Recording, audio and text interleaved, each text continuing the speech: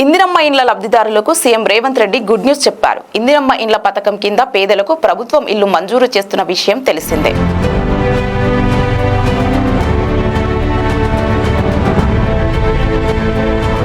ప్రభుత్వం మొదటి విడతలో భాగంగా 71,482 ఇళ్లను ఇవ్వాలని నిర్ణయించింది. ఇందులో 21 నియోజకవర్గాల్లో 1000కి పైగా ఇళ్లను మంజూరు చేయనుంది. అత్యధికంగా హుజూర్ నగర్ నియోజకవర్గంలో 2,528 ఇళ్లను ప్రభుత్వం లబ్ధిదారులకు అందించనుంది. అయితే తొలి విడతలో ఎక్కువగా స్థలం ఉండి ఇల్లు నిర్మాణం చేసుకునేందుకు దరఖాస్తు చేసుకున్న వారికి ప్రభుత్వం ప్రాధాన్యత ఇస్తుంది. గ్రామ సభలు నిర్వహించి ఇందిరమ్మ ఇళ్ల కోసం ప్రజల నుంచి అధికారులు దరఖాస్తులు స్వీకరించారు. వీటిని పరిశీలించిన అధికారులు అర్హత కలిగిన వారితో కూడా జాబితాలను సిద్ధం చేశారు. అయితే తొలి విడతలో అర్హత పొంది లబ్ధిదారులకు ప్రభుత్వం నిబంధనల ప్రకారం ఇంటిని ఎలా నిర్మించుకోవాలి, నిర్మాణ సామాగ్రి సరఫరా, ఇతర సందేహాలను నివృత్తి చేసేందుకు గ్రామాల్లో ఫ్రీ గ్రౌండింగ్ సమావేశాలను ఏర్పాటు చేసేందుకు సిద్ధమవుతున్నారు. నిబంధనలో భాగంగా ఇందిరమ్మ యాప్ సర్వే సమయంలో సొంత స్థలం చూపిన ప్రాంతంలో లబ్ధిదారుడే ముగ్గు పోసుకోవాల్సి ఉంటుంది. మరో చోట కట్టుకుంటానంటే ఇంటిని అధికారులు రద్దు చేస్తారు. ముగ్గు పోసిన తర్వాత గ్రామ కార్యదర్శికి సమాచారం ఇస్తే క్షేత్రస్థాయికి వచ్చి ఫోటోలు తీసి ఆన్లైన్ లో నమోదు చేస్తారు. నిర్మాణ ప్రదేశాన్ని జియో ట్యాగింగ్ చేసి